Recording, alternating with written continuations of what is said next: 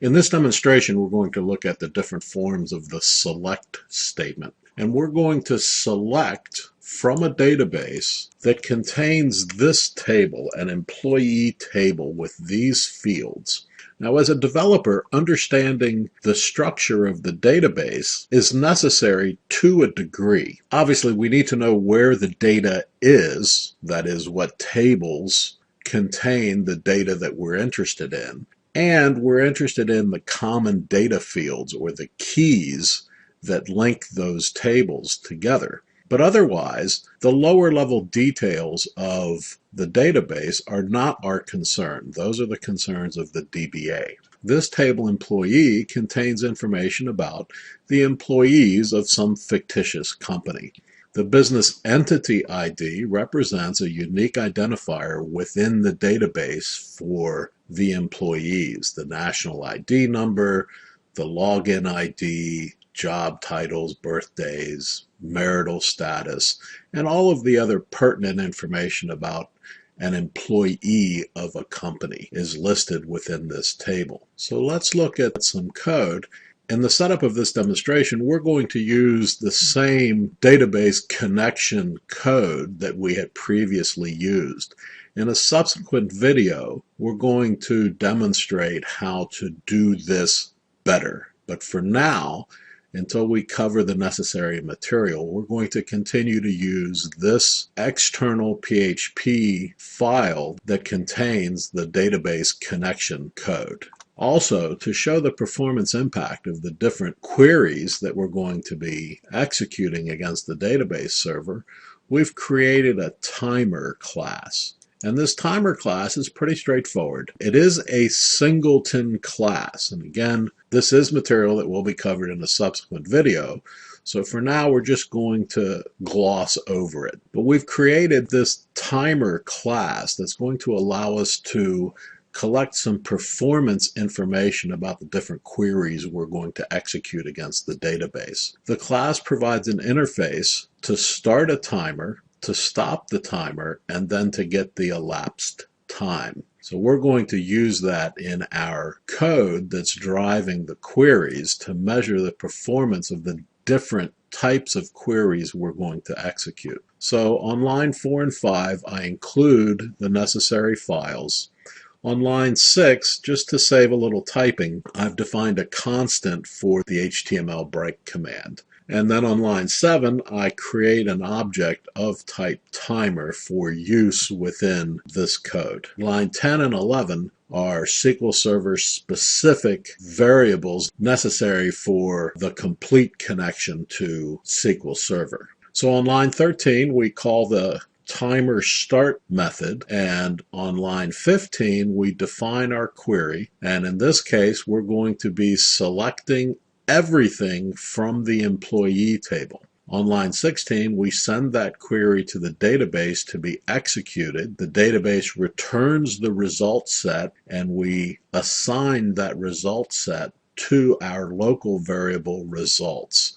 Then we stop the timer. On line 20 and 21 is an echo statement that's going to tell us which query we executed, the number of rows returned by the query, and how long it took to execute that query. Then on line 25, we're specifying the columns that we want returned from the query. In this case, we're returning 6 columns from the query. This is going to limit the breadth of the data that we're returning, but not the depth of the data. We're still going to get all of the rows in the table. However, we're not going to get all of the columns. The splat command selects splat from employee, returned all columns and all rows. By limiting the columns returned, that reduces the number of columns, but not the number of rows. And so we time that statement as well. On line 34 through 42,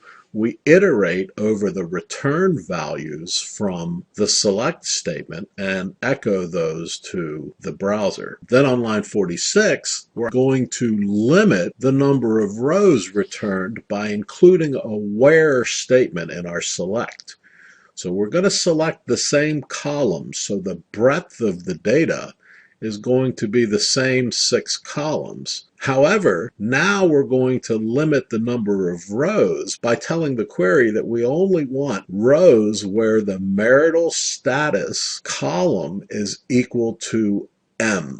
Then we execute that query on line 47, assigning the results to our local variable, and on line 54 through 63, we output those results. Then on lines 68 and 69, for ease of reading, we've separated the select statement. And in this case, we've expanded our where clause to include the test for the gender column. So now we're asking for the same 6 columns from this table employee. We're saying to the database that we only want rows where the marital status is M and the gender is F. We execute that statement on line 70, assigning the result set to our results local. Then on line 78 through 87, we iterate through those results, echoing them to the display. On line 91 and 92, we've added an order by clause to the select statement. We're requesting the same columns to be returned from the employee table using the where clause, marital status equals M and gender equals F, in order to limit the number of rows returned. And now we're asking the database server to sort those returned rows by the hire date of those employees. Now notice that we're not asking that hire date be returned as part of the select. Remember that the order by clause does not require that the column on which we're ordering the data be included in the select clause, as in this case where we're using the hire date. And then we iterate through those results on line 101 through 110. On line 114 and 115, again, the same select statement using the same 6 columns to limit the breadth of the output from the employee table. We're using the same where clause where marital status equals M and gender equals F to limit the number of rows. But now we've added another limit. We're saying in addition to returning only rows where the marital status equals M and the gender equals F, now we're saying and the job title must be like this string pattern. And the string pattern represented with the percent signs means that any job title that has any number of characters before the string segment MANAG followed by any number of characters after the G should be included in the result set. And we're going to order that result set by the hire date. This demonstrates the use of the like command and a pattern matching string that the database server is going to use to find the rows that we're interested in the employee table. Then we loop through that result set and display it on the screen. Let's see how these statements run. Our first statement on line 15 is a select everything from the employee table. In our execution, in requesting all data from the human resources table, we were returned 290 records. 290 is the total content of the employee table.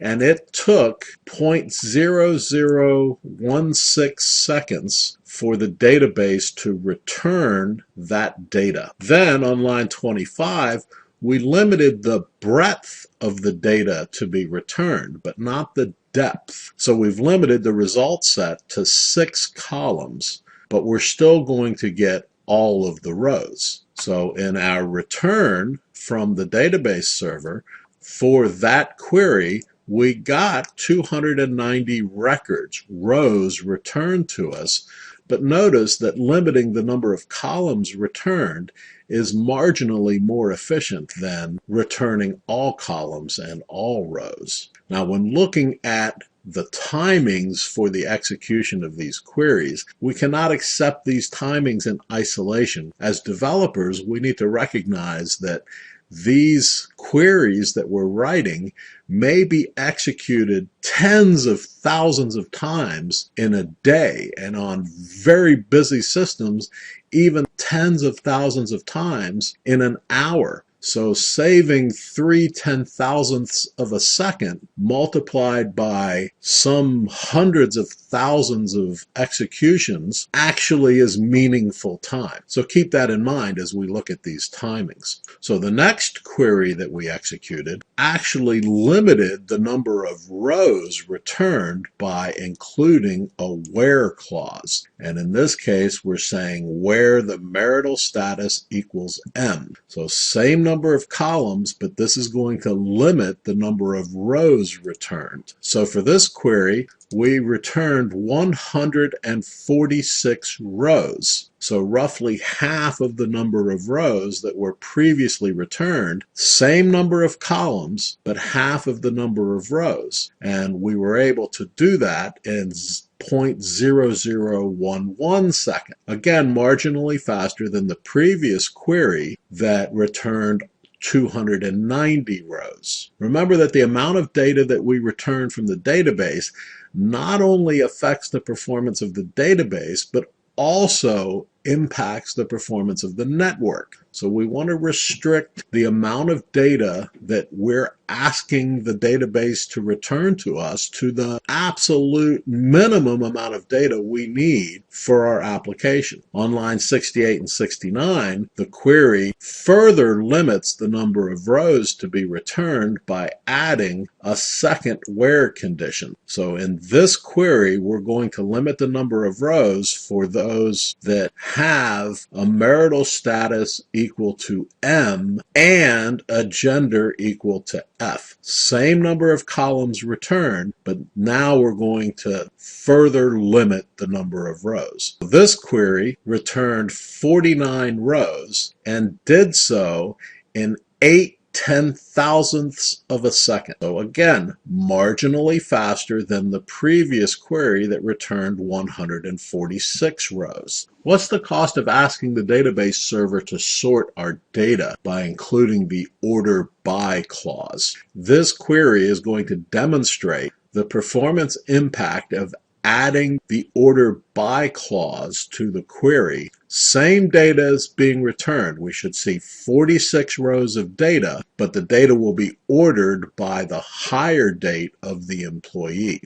Again, notice that the order by clause contains a column that is not contained in the select list. The performance impact of adding the order by clause was minimal, but there was a performance impact. Same number of rows returned, same number of columns returned as the previous query that executed in 8/10,000ths of a second. Our next query uses the like operator to compare the job title with a wildcard string that can include any number of characters before the M and any number of characters after the G, and we are still ordering this data by hire date. In this query, adding the extra where clause condition, job title like, and the wildcard string returned 2 rows of data and did so in 9/10,000ths of a second. Be forewarned that the like command in comparing string values is an expensive command. In a larger table with tens of thousands or hundreds of thousands of rows, there will be a performance penalty for using the like operator and a wildcard string.